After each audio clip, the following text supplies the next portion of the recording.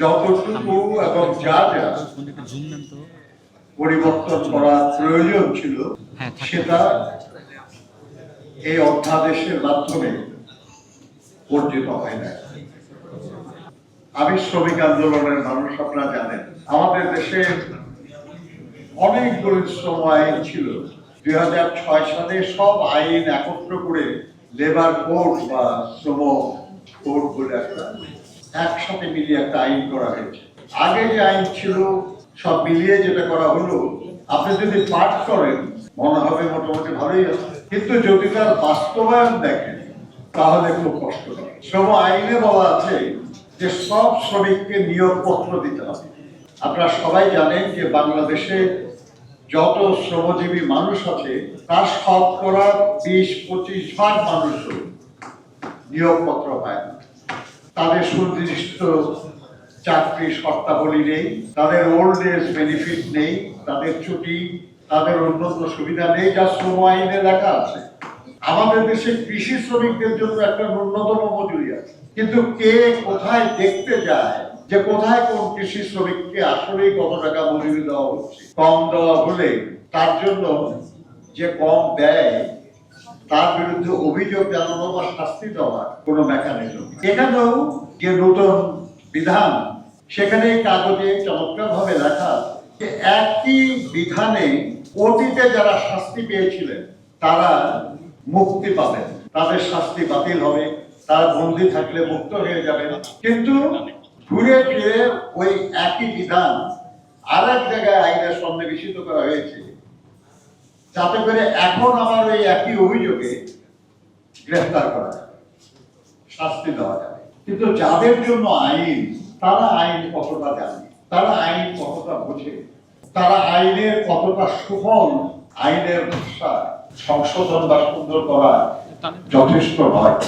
আমি অনুরোধ করব, আমি একটা রাজনৈতিক দলের সঙ্গে যুক্ত, আরো অন্য যেসব রাজনৈতিক দল আছে আমরা সহ, এবং যেসব সামাজিক সংগঠনগুলি আছে, বিশেষ করে শ্রেণী পেশার মানুষের, তাদের প্রধান দায়িত্ব হওয়া দরকার যে তারা যাদেরকে প্রতিনিধিত্ব করেন তাদেরকে আইন সম্পর্কে সচেতন করা, আইনগুলি বুঝতে দেওয়া, আইনের ত্রুটি কোথায় সেটা তাদেরকে বোঝানো, এবং সেই ত্রুটি দূর করার জন্য যে লড়াই, সেই লড়াই তাদেরকে সম্পৃক্ত করা। যে অধিকার তারা আইনের মাধ্যমে অর্জন করেছে সেই অধিকার যেন তারা ভোগ করতে পারে, যে অধিকার পাওয়া যায় নাই সে অধিকারের জন্য তারা লড়াই করতে পারে।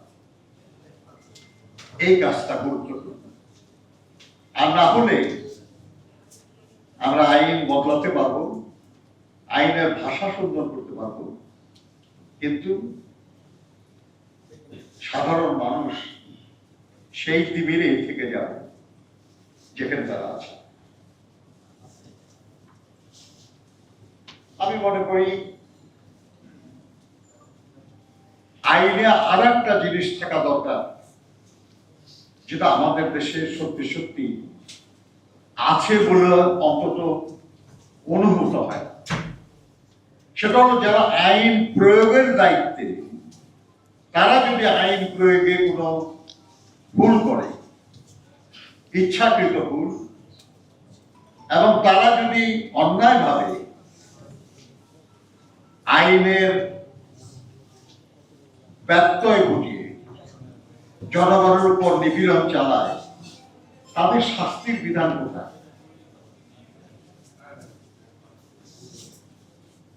শুধু ভালো কথা বলে সবাইকে ভালো করা যায় না।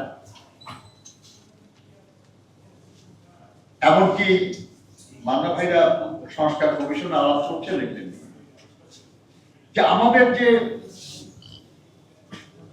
সাংবিধানিক প্রতিষ্ঠান, আমাদের যে সংবিধিবদ্ধ প্রতিষ্ঠানগুলি, বিশাল ক্ষমতার অধিকারী যারা, তাদের কি হয়? তারা পদত্যাগ করেন কিংবা তাদেরকে অবসর দেন। কিন্তু একজন সাধারণ মানুষ একটা দেশের বা অন্য একটা মানুষের পদেই বা ক্ষতি করতে পারে, কিন্তু যারা বড় বড় পদে বসে আছে, যারা বড় বড় দায়িত্ব পালন করছেন, তারা তো এই দেশ এবং দেশের মানুষের অনেক বড় ক্ষতি করতে পারে। তাহলে এর প্রত্যেকটা প্রতিষ্ঠানের ব্যাপারে এই যে সুরক্ষা আইন, এইসব আইনের যারা কার্যকর করবে প্রত্যেকটা ব্যাপারে যারাই ক্ষমতার অধিকারী হবে রাষ্ট্রের মাধ্যমে, তাদের প্রত্যেককে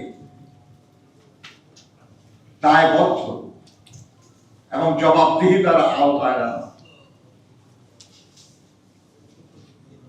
আর সে কারণে তারা যদি তাদের দায়িত্ব পালনে অবহেলা করে কিংবা অপরাধমূলক কোনো কাজে যুক্ত হয়, তাহলে তাদের জন্য শাস্তি হয়, সেই বিধানও যেন প্রত্যেক আইনে থাকে, এরকম একটা দাবিও আমাদের থাকা দরকার। আর না হলে আইনের ভাষা যত সুন্দর করি, আমাদের যত আকাঙ্ক্ষা আমাদের আইনের কাগজ বলছি আমি লিপিবদ্ধ করি, এর দ্বারা সাধারণ মানুষের কল্যাণ হবে। এটা মজা যে বাংলাদেশে এখন সবচেয়ে গুরুত্বপূর্ণ যে কর্মকাণ্ড চলছে সেটা হলো ঐক্যমত্য কমিশনের কাজ। অনেক বিষয় নিয়ে আলোচনা হচ্ছে, কিন্তু যে বিষয় নিয়ে আজকে আলোচনা, এই নিয়ে তো কোনো আলোচনা নাই। তার মানে ওখানে যা হচ্ছে তার মাধ্যমে রাষ্ট্রের জনগণের বিরাট পরিবর্তন হবে। কিন্তু এখানে যে বক্তারা বললেন যে যাদের পরিবর্তন হওয়ার কথা তারাই তো নিরাপদে থাকতে পারবে না যদি আইন এরকমই থেকে